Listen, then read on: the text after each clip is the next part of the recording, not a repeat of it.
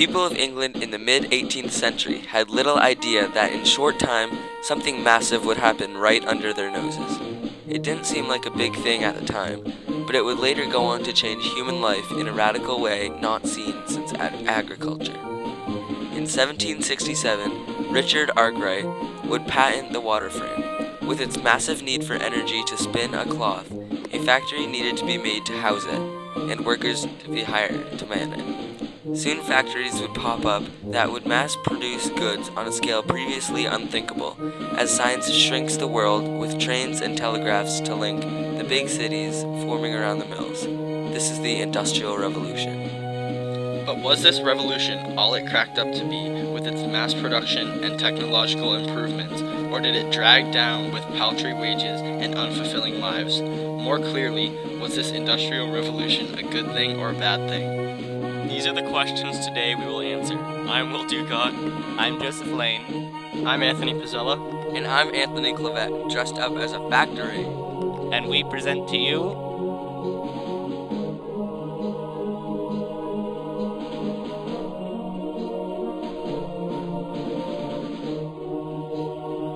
But before we can get into the details, we must understand why the Industrial Revolution happened. As the History Channel puts it, the textile industry began the Industrial Revolution with Richard Arkwright's water frame. Textiles in particular were met with machines because people made cloth at their home beforehand, which was inefficient and expensive. Also, the water frame needed a powerful power source to spin the threads, so factories had to be built to house a watermill and later a steam engine. These factories needed to hire workers, so the working class of the 19th century can trace its roots here. Also, the History Channel says that England's empire produced the raw materials England could refine. Here you can see the extent of the British Empire. Look at its size, and the resources the land must have. Also, our own textbook notes that England had been a participant in the Enlightenment, and that kind of genius had carried on to the field of engineering. England also had large deposits of rich coal and iron to support its industry. And now to our first primary source, Watt's patent to the steam engine. In this picture we can see that water was boiled into steam that pushed a cylinder, moving a pump jack that would soon be replaced with a camshaft. Watt's secret was that the cylinder was kept hot through the whole process, saving energy that enabled this engine to be used in factories and trains and be cost-effective at the same time. So the Industrial Revolution started with the mechanization of textile manufacturing, and was boosted into a true revolution through the inventive genius of the Enlightenment, its creations fueled by abundant natural resources. And thus brings us to the important topics, the pros and cons of the Industrial Revolution. Being a poor laborer in the factories myself, I want to emphasize the cons first. As the farmers in the countryside moved into the city to work in the factories, the cities became overcrowded. Greedy factory owners gave out measly pay, leaving us workers with no options for housing other than the cheapest apartments we could find. Primitive sanitation in cities couldn't cope with the population. As National Geographic's Almanac of World History states, and I quote, "Moving to the city was like a lottery. A few people found themselves better off, but most were poorer in every way. Living conditions were atrocious. Disease could reach epidemic proportions. An outbreak of cholera in the summer of 1849 killed nearly 13,000 Londoners.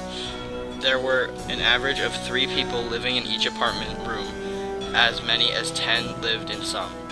And here's a primary source, the Sadler Report. It was a report by Michael Sadler into the atrocities of child labor and abusive mill owners.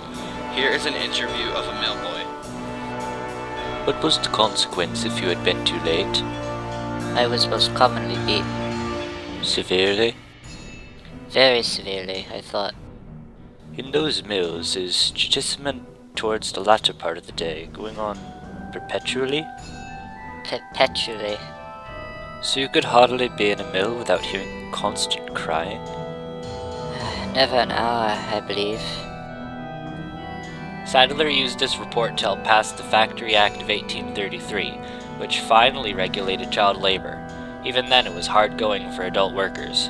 We can conclude here that the Industrial Revolution brought many negative aspects to the world. Ah, and good, about that act, our third primary source. It kept children under 9 from working, and those children who did work could not work overnight. The act also gave children schooling and an hour-long lunch break. Yeah, but that still meant kids could work 15 hours a day. And just because it was the law doesn't mean factories obeyed it. But they had 4 inspectors assigned to each mill. This bill proves that things were improving. Besides, the Industrial Revolution brought much good to the world. According to our good man Andrew and here is our 4th and final primary source, which I will quote loosely, in enabling these rich fields of industry to be cultivated to the utmost, they leave thousands of fine arable fields free for the production of food to man, which must have been otherwise allotted to the food of horses. Steam engines, moreover, by the cheapness and steadiness of their action, fabricate cheap goods and procure in their exchange a liberal supply of the necessaries and comforts of life produced in foreign lands. Industry has these 3 effects overall. They make it possible to fabricate some articles which, but for them, could not be fabricated at all. They enable an operative to turn out a greater quantity of work than he could before. They effect a substitution of labor comparatively unskilled for that which is skilled, meaning a machine does a better job than we do. Nonetheless, who is upset about the cheap bread, the rapid communication, and the train? Our book provides that a man was wounded on the train tracks, so the train picked him up and drove him to the hospital, going 15 miles in only 25 minutes. Try that on horseback. Industry has also made sewage system possible, which cleaned up the streets later on. Oh, and this graph? This graph shows the productive output of countries over time. Here you can see industry kick in, and whoosh, Great Britain gets wings and flies right away. So much produce, so much wealth. My conclusion is that the Industrial Revolution was a jolly good thing. It enriched our lives with low cost, a dazzling economy, efficiency, and technological marvel. Marvel's my broken back. Oh, hush you. When I get my lunch break, you owe me. It's not my fault you're poor. Well, you know what? I'm sick and tired of you treating me like crap. You're bankrupt, beggar, Well, you're abrupt and abusive. behind 8 ball. Stop being so broke, bad-mannered, destitute, you you're dirt barbarian, poor, and down barbarous impotent, Gentlemen, may I impoverished. interject? Guys, listen. What? I just realized something. I am dressed as a factory. Gentlemen, please, I'd like to add in. Now, regarding the abuses or marvels, I would say that the Industrial Revolution was important, and that without it, we wouldn't have been able to watch this video, let alone make it. The Industrial Revolution gave us electricity, and with it innumerable conveniences that make our information age a reality. John Green, both the historian and the guy who wrote The Fault in Our Stars, said that every single waking moment of everyone's life is all thanks to the Industrial Revolution.